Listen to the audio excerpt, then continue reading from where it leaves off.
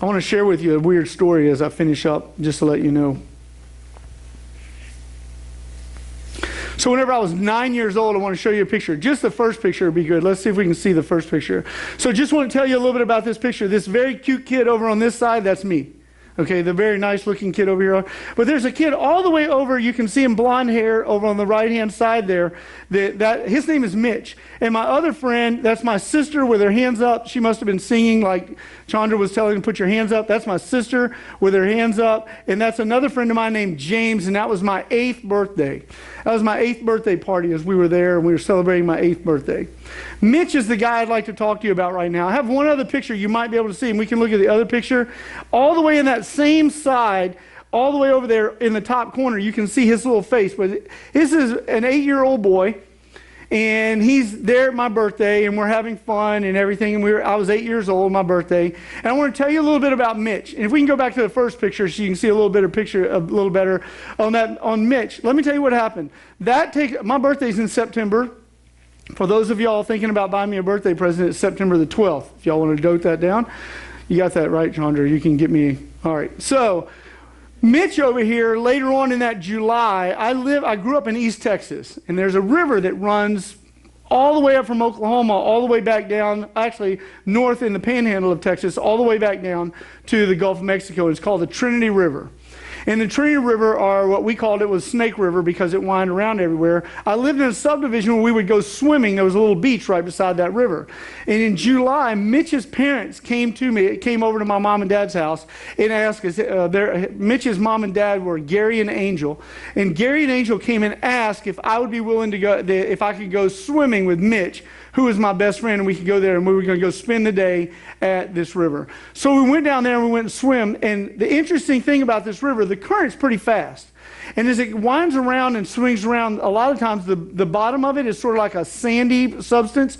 And as the current would come around, it would wash up and create something called a sandbar. I don't know if you're familiar with a sandbar, but all of a sudden the river could be deep, but as the sand washes around, all of a sudden you could see almost the sand at the top of the water. And Mitch and I were swimming. We were hanging around over on the beach side with a bunch of people. And Mitch's mom and dad had went to the other side of the river with some friends over there. And they hollered at us and said, hey, come on over here. Y'all come over to this side. Be sure and stay on the sandbar. And you could almost walk directly across the sandbar that was there. And we're 8. I was 9 at this time. Mitch was 8. And as we're walking across that sandbar, all of a sudden, the sandbar, just as fast as it can show up, it can also leave at that time. Because the current's washing through, and as it washes, it'll wash first just a little trough out of the sandbar where all the water comes through. And as we're walking, just all of a sudden, he and I walking together, and his dog was walking with us. His dog's name was Cochise. But doesn't really matter. But we were walking around on the sandbar, and all of a sudden, the sandbar was gone, and we both fell into water, probably about 10 to 15 feet deep. Over our heads, we were there and we're splashing and everything, and that we could both swim, but we were shocked, that you're there and the current's going pretty fast, and it's got an undertow that's sort of pulling you under, and we're slapping the water, and at this point we start screaming, help, I'm drowning, help, we're drowning. And the next thing I know, I don't remember anything that took place except probably within a couple of seconds or something, somebody grabbed me underneath my armpits very tight, and I remember to this day being thrown towards the shore. And all of a sudden somebody would swim over to me, and he would grab me again and throw me to the shore because the water was so deep it was over his head. And all of a sudden we throw it, he keeps throwing me, and he keeps saying, Doug, don't worry, I got you. And he would throw me to the shore, and he would go there. That person that came to rescue me was Mitch's dad, Gary.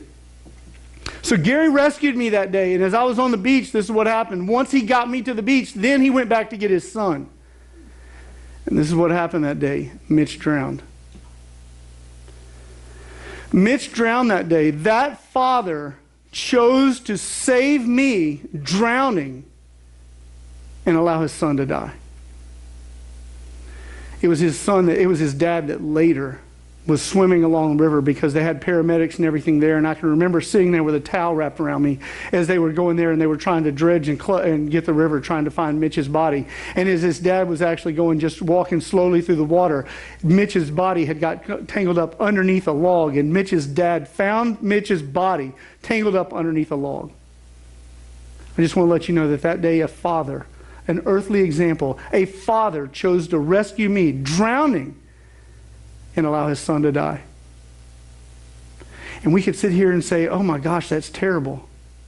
We see it because we know that we see Jason, and who would actually allow their own son to die so somebody else could live? Who would do that? Can you imagine me going to Gary and saying, Gary, you didn't give enough. You didn't do enough for me that day. You needed to do more. You need to give me money. Gary, you need to find me a better job. Can you imagine that? We would never do that. I want to let you know that the earthly example of what took place on every one of our lives is a father chose to rescue you while his son hung on a cross for your sins. While you were drowning in your sins, the Father sent his Son and sacrificed and died in your place so that you might be able to live forever with him.